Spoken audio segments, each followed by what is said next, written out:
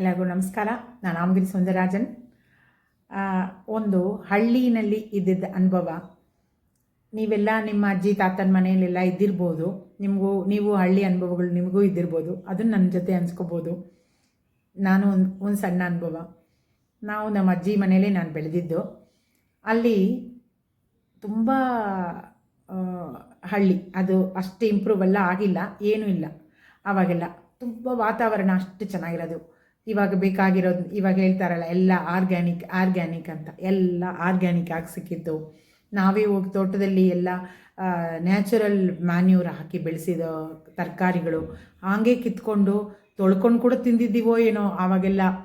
ಆ ಥರ ಬೆಂಡೆಕಾಯೆಲ್ಲ ಇವತ್ತವರೆಗೂ ನನಗೆ ಅದು ಅಭ್ಯಾಸ ಇದೆ. ಹಸಿ ಬೆಂಡೆಕಾಯಿ 2 ತಿಂತೀನಿ.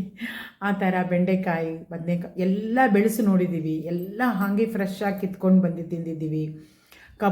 ಕಬ್ಬಿಂದ, ಅರಿಶಿಣದಿಂದ ಎಲ್ಲ ತರಕಾರಿಗಳು ಯಾವ್ಯಾವ ಥರ ಬೆಳೆಯುತ್ತೆ, ಯಾವ ಥರ ಗಿಡಗಳಿತ್ತು, ಅದೆಲ್ಲ ಈ ಕಾಲದವ್ರಿಗೆ ಗೊತ್ತೇ ಆಗಲ್ಲ. ಅದೆಲ್ಲ ಕಿತ್ಕೊಂಡು ಬಂದಿದ್ದೀವಿ. ಆಮೇಲೆ ಕರೆದಿದ್ದು ಹಾಲು, ಪ್ಯಾಕೆಟ್ ಹಾಲು ನಾವು ಕೇಳೇ ಇಲ್ಲ. ಕರೆದಿದ್ದು ಹಸು ಹಾಲು. ಆಮೇಲೆ ಅದು ಭತ್ತಗಳು ಎಲ್ಲ ಬೆಳೆಯೋರು. ಭತ್ತ ತಂದು ಅದನ್ನು ಬಾಯ್ಲ್ಡ್ ರೈಸ್ ಬೇಕಂದರೆ ಅದನ್ನು ನಾವೇ ಬೇಯಿಸ್ಕೊಂಡು ಅದು ಒಣಗಾಕಿ ಮಿಲ್ಲಿಗೆ ಹಾಕ್ತಾಯಿದ್ವಿ. ಇಲ್ಲಾಂದರೆ ಹಸಿ ಎಕ್ಕಿಗೆ ಹಂಗೆ ಬೇಯಿಸಿಸ್ಕೊಂಡು ಬರ್ತಾಯಿದ್ವಿ. ಅಷ್ಟು ಒಂದು ಬೇಳೆ ಹಿಡ್ಕೊಂಡು, ಬೇಳೆ ಏನು ಮಾಡೋರು ಗೊತ್ತಾ, ಕೆಮ್ಮಣ್ಣು ಕಲಿಸ್ಬಿಟ್ಟು ಅದರಲ್ಲಿ ಇಟ್ಟು, ಅದು ಸ್ವಲ್ಪ ಕಟ್ಟಿ ಇಟ್ಟು, ಅದಕ್ಕೆ ಆಮೇಲೆ ಅದನ್ನು ತೊಳೆದು ಅದನ್ನು ಒಡೆದು ಎಲ್ಲ ಮಾಡೋರು ಮಿಷಿನ್ಗೆ ಹಾಕಿ ಏನೇನೋ.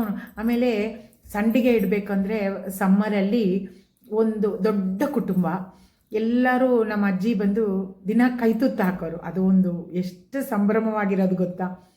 ಈಗ ತಂಗಳು ತಿನ್ನಿರಿ ಅಂತಾರೆ. ಅದು ಪ್ರೋಬಯಾಟಿಕ್ ಅಂತಾರೆ. ನಾವು ಅವಾಗೆಲ್ಲ ತಂಗಳಿಗೆ ಅಂತ ಒಂದು ಕಂಚಲ್ಲಿ ಅನ್ನ ಮಾಡಿಟ್ಬಿಡೋರು.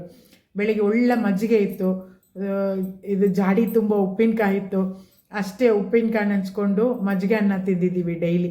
ಆ ಬಿಸಿಲು ಊರಲ್ಲಿದ್ವಿ. ಇದ್ದಿದ್ದಕ್ಕೆ ಅದೆಲ್ಲ ನೋಡ್ರಿ ಎಷ್ಟು ಒಳ್ಳೆಯದು ಅಂತ.